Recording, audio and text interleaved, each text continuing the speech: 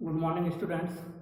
Last class में हमने Boolean law का यूज करते हुए बूलियन एक्सप्रेशंस को सॉल्व करना सीखा था।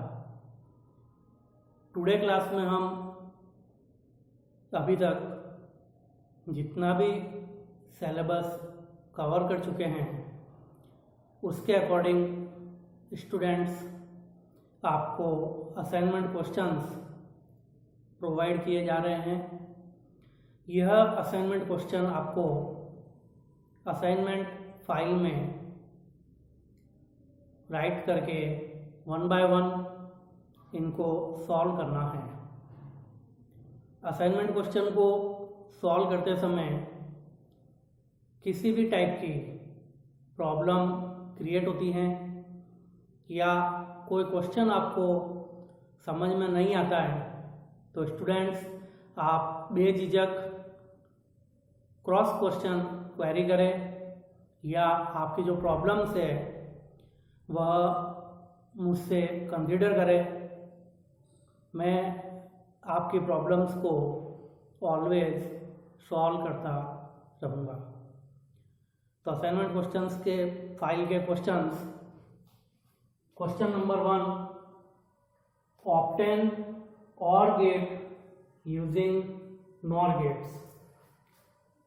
तो ये क्वेश्चन स्टूडेंट क्या कह रहा है, NOR गेट का यूज करते हुए आपको OR गेट को ऑब्टेन करना है।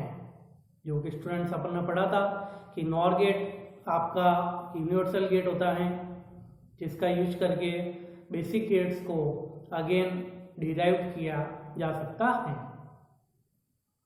Question number 2, solve A plus B C का बार और इस होल इक्वेशन का बार यूजिंग डी मॉर्गन्स थ्योरम।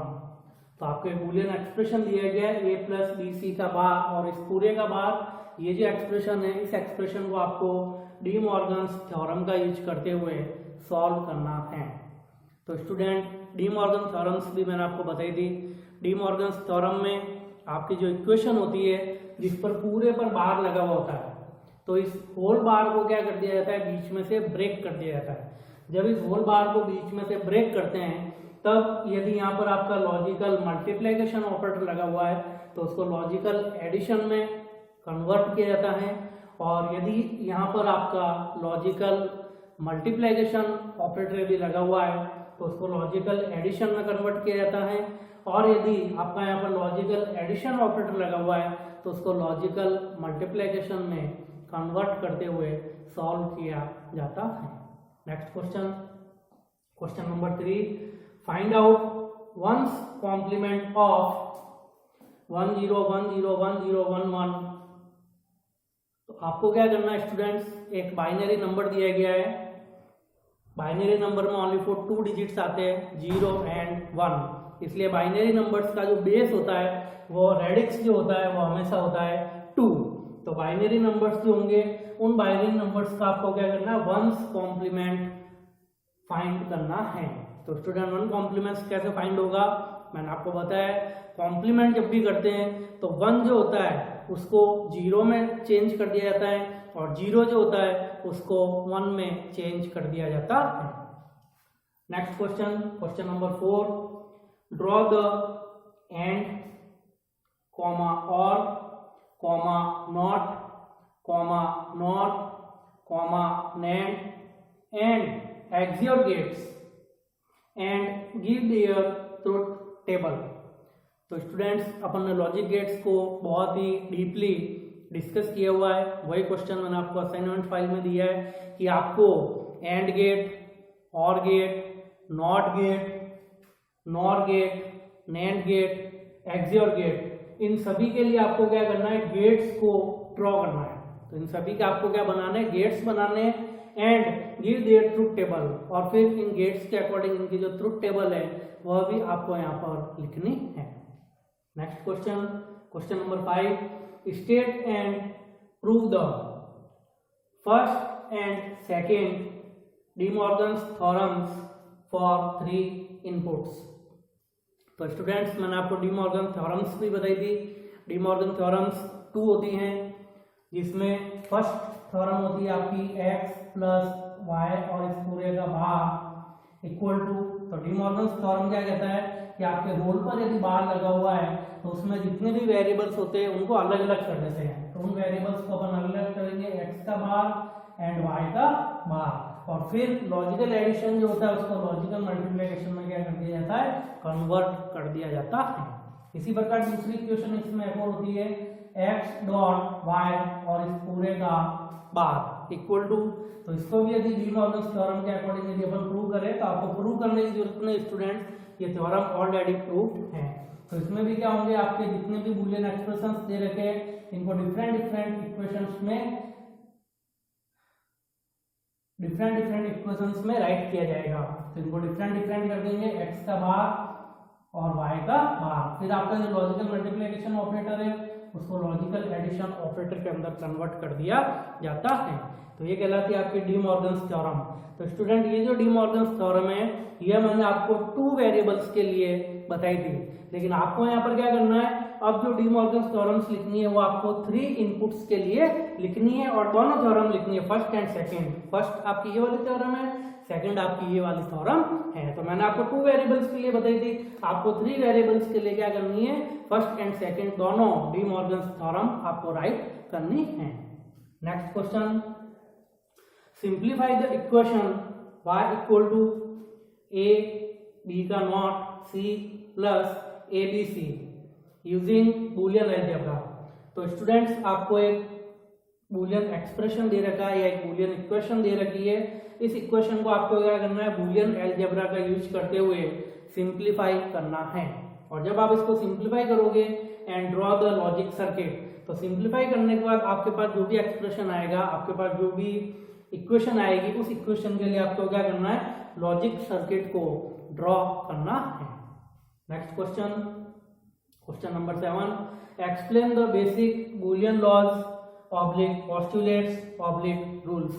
तो स्टूडेंट्स एग्जाम में कुछ भी वर्ड लिखा हुआ आ सकता है, तो मैंने तीनों वर्ड आपके लिख दिए हैं तो आप कंफ्यूज नहीं हो। अगर एग्जाम में लिखा हुआ आ जाती है explain the basic Boolean law, तो अपन ने सारे लॉ पढ़े हैं, वह लॉ आपको लिखने हैं, जैसे कि complement law, inversion law, AND law, OR law, commutative law, associative law, distributive law, तो वो लॉ आपको सारे यहाँ पर क्या करने हैं, एक्सप्लेन करने हैं। तो ये जो लॉ होते हैं इन्हीं को पोस्टुलेट्स कहा जाता है और इन्हीं को बूलियन रूल्स कहा जाता है। Next question, question number 8, prove the following Boolean expressions using Boolean laws. तो आपको कुछ बूलियन एक्सप्रेशंस दिए होंगे, उन बूलियन एक्सप्रेशंस को बूलियन लॉ का यूज करते हुए आपको प्रूव करना है, जिसमें फर्स्ट एक्सप्रेशन आपका A B plus A open parenthesis B plus C close parenthesis plus B open parenthesis B plus C close parenthesis equal to B plus A C. तो आपको एक ये बूलियन एक्सप्रेशन दिया गया, इन बूलियन एक्सप्रेशन को आपको Boolean law का use करते हुए प्रूव करना है। तो इसमें आपको क्या करना है, left hand side equal to right hand side. तो लेफ्ट हैंड साइड वाला इक्वेशन जो है वो जब आप सॉल्व करोगे तो आपका राइट हैंड साइड वाला रिजल्ट ऑटोमेटिकली आपको रिसीव हो जाएगा। तो आप चेक भी कर सकते हो कि मैंने जो इक्वेशन सॉल्व की है क्या इसका रिजल्ट यह आ रहा है क्या। अगर आपके पास इस इक्वेशन को सॉल्व करने का रिजल्ट ही आता है, इसका मतलब आपने जो बूलियन एक्सप्रेशन को सॉल्व किया है वह करेक्ट है। सेकेंड, ए डॉट बी का bar plus A dot B plus B dot C equal to A plus B dot C. तो ये आपको सेकंड बूलियन एक्सप्रेशन दे रखा है, इसको भी आपको सॉल्व करना है और सॉल्व करने के बाद आप चेक कर सकते हो कि मेरा जो रिजल्ट है वो ये प्रोड्यूस हो रहा है या नहीं। अगर आपके पास left hand side equal to right hand side आ जाता है तो आपको प्रूव करने की जरूरत नहीं है, आपका ऑटोमेटिकली जो रिजल्ट है वह करेक्ट है। इसी प्रकार next equation, third equation, a plus A B equal to A. Next fourth equation, c plus open parenthesis B C इस पूरे का bar close parenthesis equal to 1। Next equation, fifth equation, open parenthesis A B इस पूरे का bar close parenthesis open parenthesis A का bar plus B close parenthesis open parenthesis B का bar plus B close parenthesis equal to A का बार। तो ये भी आपके left hand side equal to right hand side होगा। इसमें से इक्वेशन का जो आउटपुट होगा वो इस इक्वेशन के इक्विवेलेंट आएगा। Next equation number 6, A open parenthesis A plus B bar C close parenthesis plus A open parenthesis B का bar plus C close parenthesis equal to A. तो ये जो बूलियन एक्सप्रेशंस लिखा है इसको भी जब आप सॉल्व करोगे तो left hand side equal to right hand side आपका प्रूव हो जाएगा। And last equation 7th number, A B इस होल का बार प्लस ए का bar plus A B equal to 1। तो स्टूडेंट्स ये कुछ आपके बूलियन एक्सप्रेशंस थे। इन बूलियन एक्सप्रेशंस को आपको बूलियन लॉ का यूज करते हुए सॉल्व करना है। तो अगेन स्टूडेंट्स, इन असाइनमेंट क्वेश्चंस को सॉल्व करते समय कोई भी प्रॉब्लम आए तो बेझिझक आप उन प्रॉब्लम्स को मेरे पास लाए, उन प्रॉब्लम्स को कंसीडर करके मैं उन प्रॉब्लम्स को सॉल्व करूँगा। Thank you.